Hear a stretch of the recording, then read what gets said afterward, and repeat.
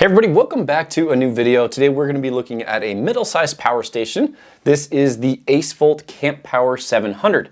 Now this has a 700 watt pure sine wave inverter, and it also has right around 700 watt hours of capacity. It's rated at 672 watt hours. Now this also has lithium iron phosphate batteries inside, so you're going to have a safe, long life out of this power station. It is rated at a full 2,500 charge cycles to 80% of the original capacity. Now I would definitely consider this more of a budget power station. It doesn't have all the newest or latest greatest features. For example, it does not have UPS functionality, does not have smart app connectivity, and it does not have internal fast charging, but it does offer wireless charging on the top. There is a 100 watt USB-C port and two quick charge ports on the front. And I do like that it has this LED that's diffused, so you can kind of use it as a camping light. Now the MSRP for this power station is $699, but it is currently on sale on their website for $549, which brings the price right around 81 cents a watt hour. So if you guys are interested in learning more, stick around. We're gonna jump into the DC output and how that actually performed. We'll talk about the AC inverter and then basically do a couple charging demos. And then at the very end of the video, we'll put it through my power station grading system to see how this stacks up against other similarly sized power stations. Let's jump into it. Now, if you're planning to run any 12 volt appliances off this power station, you have a couple different connections at the front. You have a 12 volt cigarette plug with a dust cover, and then you actually have two 5521 connections, and they also have dust covers. So that's the first time I've seen those covered up before. So you do have multiple options to power basically your 12 volt appliances. Now to test these out, I plug in a battery load tester to see what it's regulated at and to see how much power we can actually get from the power station. And it was in fact regulated at 13.3 volts output. Now I know that's regulated because the battery is actually a 22 volt battery, so they have to drop the voltage down to 13.3 volts. Now when I plugged in the battery load tester to the 12 volt cigarette plug to see how much power I could pull out, it's getting right around 145 watts. Now I also tested the 5521 connections, and I was also able to pull the same amount of power, 145 watts.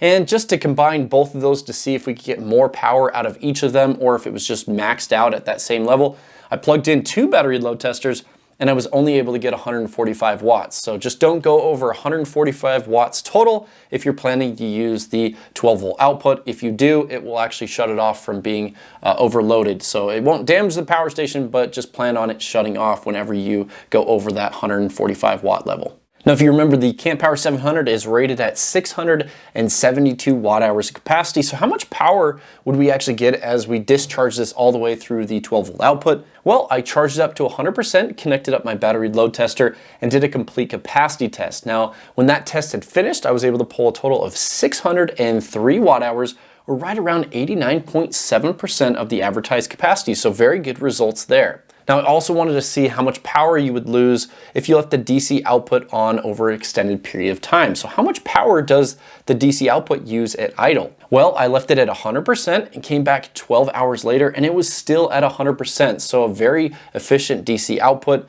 You don't seem to burn through any power by leaving the DC output on. Now I also wanted to test to see if this had any auto shut off settings or any weird quirks when trying to run a 12 volt compressor fridge, because that's kind of the main purpose that I would use one of these for, is running a 12 volt compressor fridge while camping or on a road trip. So I plugged in my IceCo Go20 12 volt compressor fridge and I started at 100% and I came back 31 hours later. The power station was at 46% and it was still running the 12 volt compressor fridge. So we don't have any auto shut off settings and it was fairly efficient on the DC output. We didn't see any issues. So overall, the DC output of the power station is very good. It's regulated and it was able to put out a decent amount of power.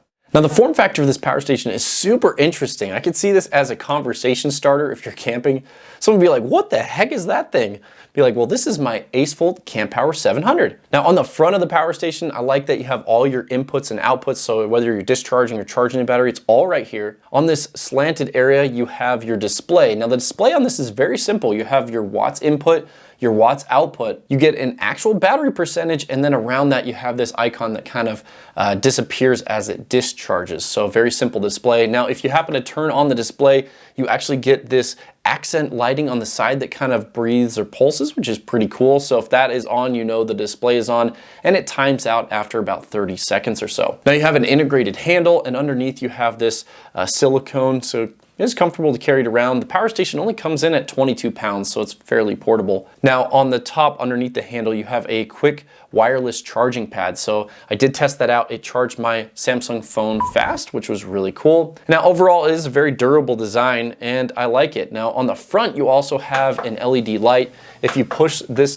display button, you can actually have different modes. So it's nice to have an LED light that's built in because then you could use it in case you need it. Now I did test the USB ports on the power station.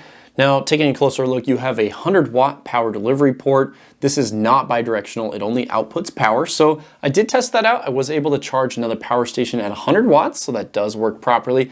And you also have two USB-A quick charge ports that allow you to charge your devices faster. So I plugged in my Samsung phone here and it did say that it was fast charging through that port. So they are indeed fast charging ports. So overall, you do have quite a bit of output options to charge your mobile devices or your 12-volt appliances.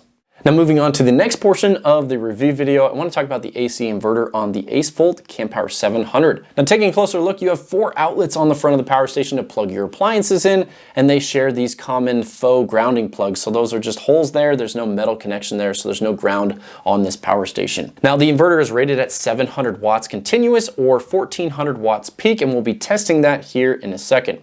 Now one of the first tests I like to do is a max load test on the inverter, running at a full 700 watts for 15 minutes. And this will tell us if we get any overheating issues, how loud the fans are, and if we get any issues with the sine wave or voltage drop. So I started that test, I plugged in a 700 watt load and started my timer. Now a few minutes into the test, I plugged in my oscilloscope and I was getting 117 volts output. So a little bit under my goal of 120, but I have seen power stations with less voltage, so not that bad here. And I was getting a pure sine wave output sitting right at 60 hertz, so it was putting out a good sine wave. Now about 12 minutes through the test, I noticed the fans had hit their max speed, so pulling out my decibel meter, this is what it sounded like. Now 46 decibels is very quiet, so I'm very impressed with the fans on the power station. Now it did run the full 15 minutes of that max load test, so no issues there. Now to test the surge of this, I plugged this into my full-size refrigerator in my basement. Now the compressor on this fridge will pull right around 1000 watts when it turns on, so that is well within the 1400 watt surge limit on the power station. So this is what it sounded like when I tried to turn it on.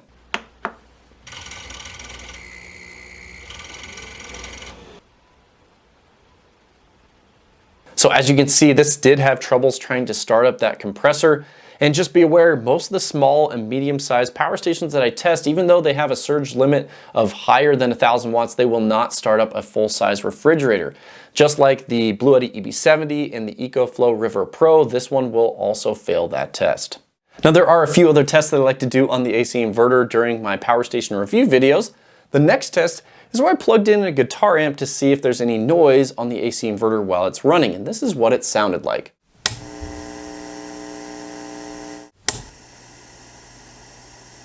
Now you can see I compared it to both wall output power and the actual inverter output, and you can see that this does have a little bit of noise on it. Now moving on to the next test, I like to do a full discharge test while using the AC inverter to see how much capacity we can actually get as we discharge this from 100% all the way down until it shuts off. Remember, this has an advertised capacity of 672 watt hours, so I started the test at 100% and discharged this all the way down with an inline watt meter. And by the time the test finished, I pulled a total of 600 watt hours, or right around 89% of the advertised capacity. So very good number there. We actually matched the same amount of capacity on the AC test as we did on the DC test, and that's a pretty rare accomplishment. Now I also wanted to see how much power the AC inverter uses while it sits idle with no load on it. So I also charged the power station up to 100% and left the AC inverter on for 12 hours. And when I came back, it was sitting at 71%, meaning that it used around 29% over that 12-hour period, or 2.4% per hour. So that's what you can expect on the AC idle if you leave it on for a long period of time. Now let's go ahead and talk about charging up the Campower 700. Now on the front of the power station, you have a charging port. It's a 7909 or an 8mm charging port, and it accepts 12 volts all the way up to 28 volts, and it caps right at 200 watts. Now there's 3 different ways to charge up the power station. Let's go ahead and break down each one. Now the fastest way to charge up the AceVolt 700 is by using the included AC wall charger. Now when you plug it in, you're going to get around 198 to 197 watts charging input, which means you can charge it in around 3 to 3.5 hours depending on the state of charge, which is fairly quick. Now what's interesting is this is identical to the Bluetti EB70 charger, except it does have the AceVolt brand on there, puts out the same amount of power, and also has a fan that runs 24/7 whenever this is plugged in. Now the fan isn't too loud, but it is a bummer that that fan does run all the time. Now the next way to charge up the AceVolt 700 is by using the included 12-volt charging cable that comes in the box. Now this plugs into your cigarette plug in your vehicle or into another battery, and whenever you plug it in, you're going to charge around 96 to 100 watts depending on the input voltage. So you can get this full in about 7 hours whenever you're using 12 volts input. Now just be aware, you can kill your starter battery if you leave this plugged in without your engine running. So I always suggest charging your power station while your engine's running so that your alternator will keep your starter battery charged up, and then it can also charge this power station. Now the last way to charge up the AceVolt 700 is by using the included solar adapter, which actually comes with MC4 connections to a 7909 barrel connection. Now just remember, the input voltage is 12 to 28 volts, so this can only support 12 volt panels in parallel. Do not connect 12 volt panels in series on this, and do not use 24 volt solar panels, as that will go over the voltage limit and damage the power station. So I took this outside to do some real world solar testing on it. The conditions weren't perfect. It was around 50 degrees with a lot of haze.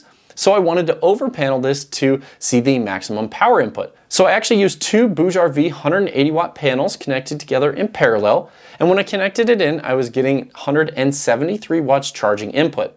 Now I plugged in an inline watt meter to see what the actual specs were, and this is what I found. Now with my inline watt meter, we're seeing 21.93 volts, sitting right around 7.75 amps. Right at 170 watts. So the display is accurate, and you can see it's going to limit right around a little less than 8 amps. So from all that testing, we were able to determine that this does have an 8 amp input limit. So based on the voltage of your solar panels, whether you have a lower voltage solar panel or a higher voltage solar panel at peak power, that determines how much power you're going to see. If you have a lower voltage solar panel, you'll see around 150 to 160 watts input. If you have a slightly higher voltage solar panel, you can get up to maybe 180 watts charging input. So it kind of just depends on which solar panel you decide to use. Now I will include another charging tips video about how you can get more power input into the power station. And from a 12 volt battery, I was able to charge this at 200 watts. So you might be interested in seeing that video. I'll include it down in the video description so you guys can get faster charging on your smaller power stations. Now, a few final things about charging with the power station. Because there is only one charging port, it does not accept dual charging, so just be aware you can only plug in one charging source at a time. And this does support pass-through charging. I had the AC inverter enabled and the AC power brick charging it, so I was able to pass through charge for about 45 minutes without any issues when I was testing pass-through charging. Now I'm coming to the end of the video, and I'd like to talk a little bit about the customer support and warranty for the product. Now AceVolt offers a 2-year warranty on their power stations, and what about the actual customer support? Now if you go to acevolt.com, they do have a chat feature. Now I did click on this chat feature and I did talk to a real person, so that was good. And I asked about how I could contact them in other ways. They provided a support@acevolt.com email address, and they also provided a phone number. Now I dialed the phone number, and I also talked to a real person. I asked them kind of about which type of solar panels they'd recommend for it and the charging input limitations, things like that, and they were able to provide that information. So it's good to know that you can reach a real person when you're working with AceVolt. So it does give me a little bit more confidence. Now just be aware they are located in Nevada, and they have their address down in the bottom of their website. So pretty cool that they have that information and a real phone number that you can reach out to. Now in the next section of the video, I want to talk about how this actually did in my power station grading system. Now this is where I give it a score of 1 to 10 based on its price, performance, features, any major issues that I find, and all that is listed in my online spreadsheet, so you can go and see how this compared to other power stations that I've tested. So let's go ahead and jump into each of these 10 points and see how well it did. Number 1, does this power station charge up to 100% in under 4 hours? Yes, this actually does charge in about 3.5 hours using the AC charging brick, so we are good there. We'll give it a point. Number 2, does this power station accept pass-through charging, meaning that you can charge it and discharge it at the same time? Yes, this does accept pass-through charging, so it gets a point there. Number 3, does this have a pure sine wave inverter? Well, when I tested with my oscilloscope, it had a really good sine wave output at 117 volts, so we're going to give it a point there too. Number 4, does this have a regulated DC output? Well, it's important to have a regulated output because power stations without a regulated output, the voltage will actually drop down to unusable levels on the DC output, but fortunately, this one does have regulated output, so we will give it a point there too. Number 5, does this have an informational display? Well, it has the actual battery percentage, your watts input, your watts output, and it has that battery icon, so I'll give it a point there. Number 6, does this have any auto shutoff settings? Well, throughout all the testing that I did on this, it never shut off the AC inverter or DC output, so we can give it a point there. Just be aware, in the owner's manual, it does talk about an eco mode where you can have the AC inverter shut off after 4 hours of non-use, so you can turn that on following the instructions in the owner's manual. Number 7, does this have a bidirectional USB-C power delivery port? Unfortunately, it does not. It only has a 100-watt output port, so we'll give it 0.66 points there. Number 8, does this meet at least 85% of its advertised capacity? During our AC capacity test and DC capacity test, we scored 89% of the advertised capacity, so it does pass that. We'll give it a point there too. Number 9, will this charge up to 100% in less than 5 hours using solar panels? Because most people have around 5 decent hours of solar, and we want to make sure we can get this completely full throughout the day.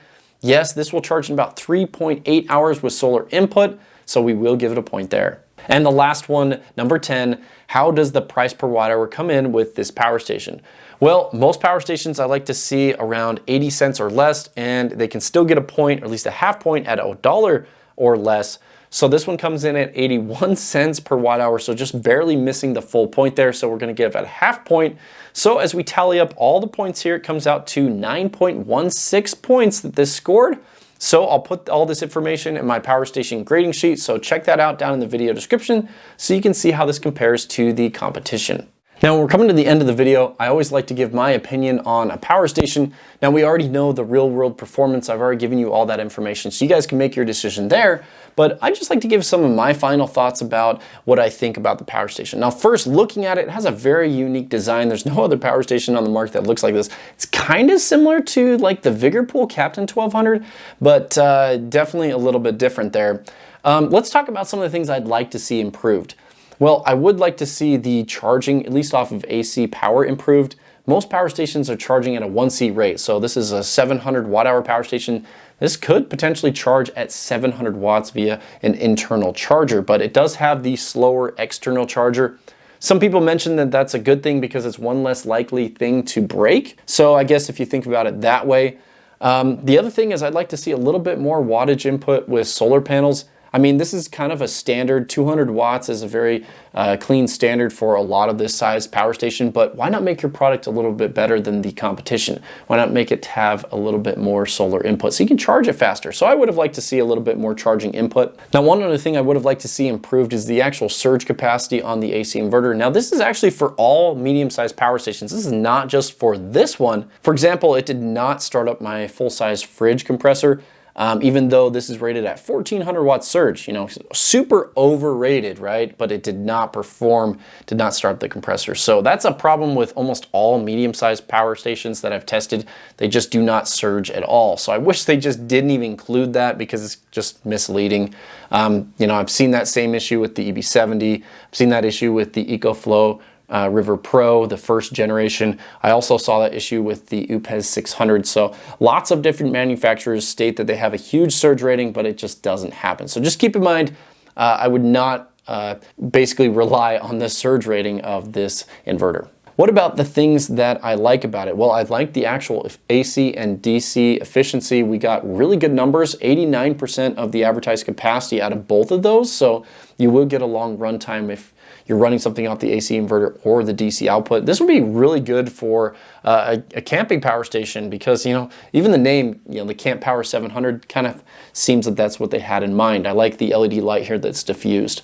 Now, interestingly enough, this is very similar to the Bluetti EB70. There's just a couple things that are very similar. For example, the display, they actually updated the display to have an actual battery percentage, so that's good. It's updated over the EB70. It appears to have the same inverter and solar charge controller as the EB70. I do like it has the dust covers on the 5521 connections here, and also the external charger. So pretty interesting, very different form factor, but compared to the EB70, I actually think this is better.